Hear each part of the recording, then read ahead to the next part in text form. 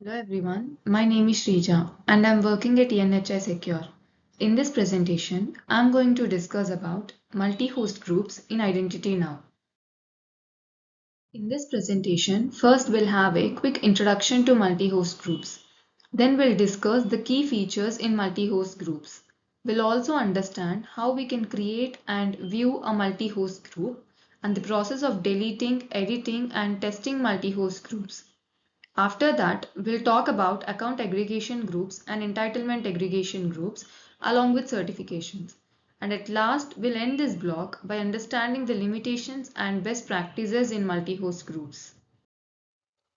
Now let's understand what is meant by multi-host groups. Earlier, we used to integrate numerous components and their configurations manually, which has become an issue as we need to do redundant work and it is quite time consuming. So this issue has been solved with the help of multi-host groups. Multi-host groups helps bulk source creation of infrastructure components and server configuration from a centralized location. Basically, it is a container which holds sources and associated account aggregation and entitlement aggregation groups so that we can aggregate all the sources at once instead of doing one at a time. From the diagram, we can see without multi-host groups, we need to aggregate all the sources one at a time, which will be redundant and time consuming.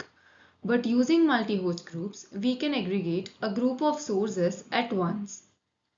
As we understood about multi-host groups, let's move to the next slide to understand the key features of multi-host groups.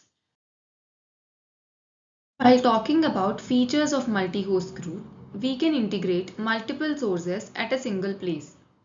Multi-host groups allow us to import server metadata using CSV file and create respective sources in tenant. This will eliminate the need to manually create all the sources. Multi-host supports all the use cases of MS SQL Server and Oracle database connectors.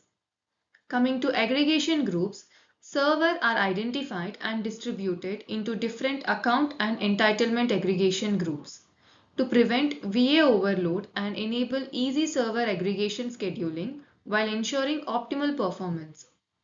Similar components are integrated into one group, providing customers with a comprehensive view of their integrated components and respective server details. As we understood the key features of multi-host groups, let's move to the next slide to learn how to create and view multi-host groups. Now let's understand how we can create a multi-host group. Using multi-host groups is simple. Just we need to log in, go to admin, click on connections and select multi-host group. Next we need to click on create new in order to create a new multi-host group. Then we need to enter basic details like name of the multi-host group, description, integration type like MS SQL Server and Oracle database, and then choose the integration owner and VA cluster. Then click on create. A new multi-host group is created. We'll understand the complete configuration in demo video. As of now, this will be the basic steps to create a multi-host group. After you have created a multi-host group, you can view the sources contained within it, as well as manage account aggregation and entitlement aggregation. Just select the multi-host group you want to view and click on Edit. This will display all the details about multi-host group, including number of sources it contains and display name of the sources, and account aggregation and entitlement aggregation groups. As we understood how to create and view multi-host groups, now let's understand how we can delete, edit and test multi-host groups in next slide. Now let's understand how we can delete, edit the multi-host group and perform test connection to all sources in multi-host groups. We need to select delete for deleting the multi-host group and associated sources. Deleting a multi-host group will permanently delete the multi-host group and all of its associated sources, account aggregation and entitlement aggregation groups. This action cannot be undone. we need to select Edit for editing the base configuration and integration settings that were configured while creating multi-host groups. We need to select Test Connection to perform test connection for all the sources within multi-host group. Now let's understand how we can manage account aggregation groups and entitlement aggregation groups in next slide. Let's understand about account aggregation groups and how we can manage it. Account aggregation, it is a process of loading account data into Identity Security Cloud from external sources. During the source creation process, the required number of account aggregation groups are automatically created and sources are automatically distributed between groups. We cannot manually create the groups and assign sources to them. We can aggregate groups by clicking on manual aggregation, or we can perform schedule aggregation to automatically load new account data for all the sources within the group on a regular basis. As we understood about account aggregation groups, let's understand about entitlement aggregation groups in next slide. Let's understand about entitlement aggregation groups and how we can manage it. Entitlement aggregation is a process of loading entitlement data into Identity Security Cloud from external sources. During the source creation process, the required number of entitlement aggregation groups are automatically created, and sources are automatically distributed between groups. We cannot manually create the groups and assign sources to them.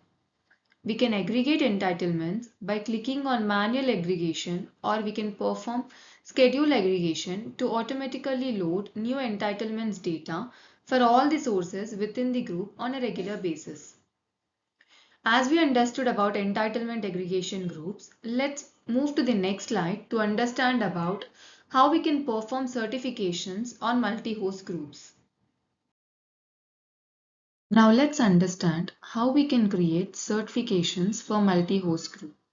We can create certifications in the same way how we create for other sources. We should select individual sources from the multi-host group instead of a complete group.